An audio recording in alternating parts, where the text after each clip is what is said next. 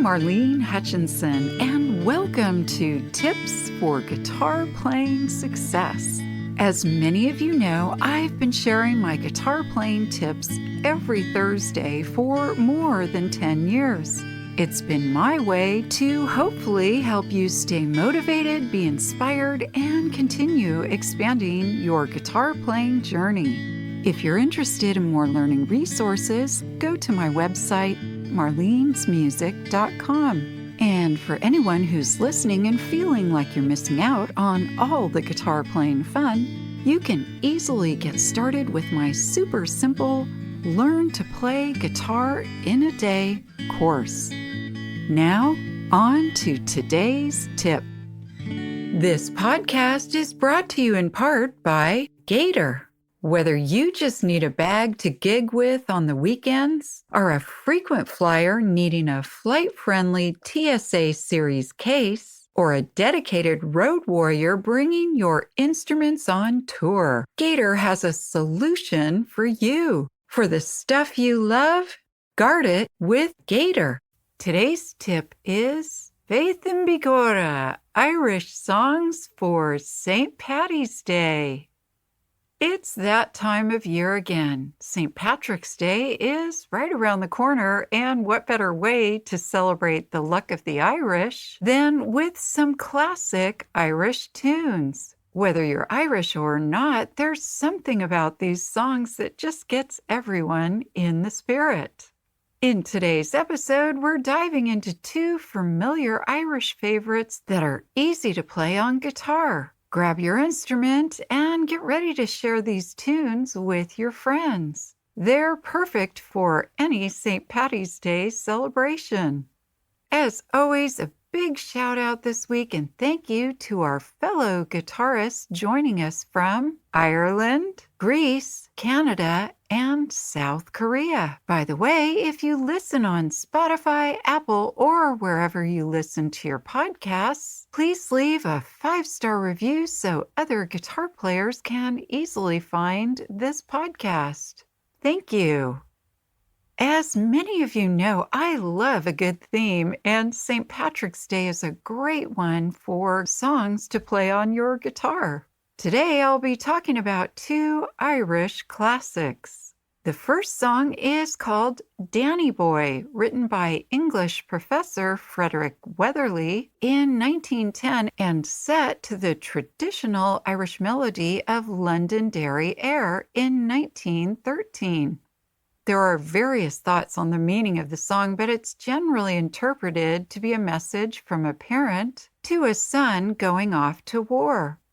There's an extensive list of artists and groups who have recorded this song, and I couldn't really name them all, but here's a few that you might recognize. Bing Crosby, Elvis Presley, Johnny Cash, The Beatles, Eric Clapton, Patti LaBelle, and Diana Krall, and that's just the short list. This is a slow, melodic, thoughtful song. It can be gently strummed, but I prefer to play it with a gentle picking pattern. In my research, I found a couple of chord versions, one using the chords A, A7, D, D minor, E, E7, and F sharp minor. The other version I found uses the chords C, C7, F, A minor, D minor, G, G7, F minor, and E. If you're not familiar with this song, I recommend listening to it on YouTube. And a quick note on this song, in my research I did find a couple of versions that were a little more upbeat, so of course you can make the song your own.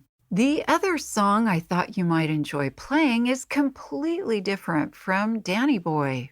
Where Danny Boy is slow and melodic, this one is lively and upbeat with words that draw your listeners into a sing-along. It's called Drunken Sailor, also known as What Shall We Do with a Drunken Sailor, or Up She Rises, and is a traditional sea shanty sung aboard sailing ships as far back as the 1830s. It was often sung when working aboard sailing ships, especially those needing a brisk working pace.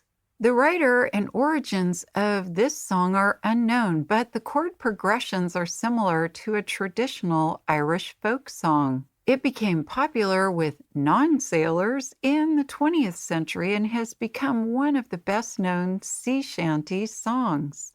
It's been recorded by artists such as Pete Seeger, the Irish Rovers, and many other popular Irish bands.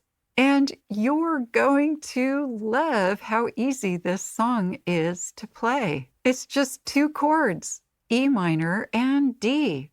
And it's best to play this song quickly with a lively strumming pattern. This one is fun to play, and your audience will likely enjoy singing along with the chorus. On a side note, here in California, 5th grade students often go on an overnight field trip to an old wooden tall ship like the Pilgrim in Dana Point Harbor. They learn about life during those days at sea, the long voyages, and the hard work. At the ones that I chaperoned with my children, the captain sang and taught the students how to sing this song.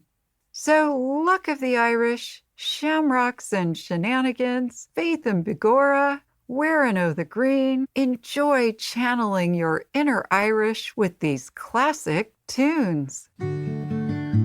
I hope this episode's tip has helped you to continue expanding your guitar playing skills and knowledge. If you'd like to learn more, please check out the many learning resources available at marlenesmusic.com. Thank you for joining today's podcast, and as I like to say, play on.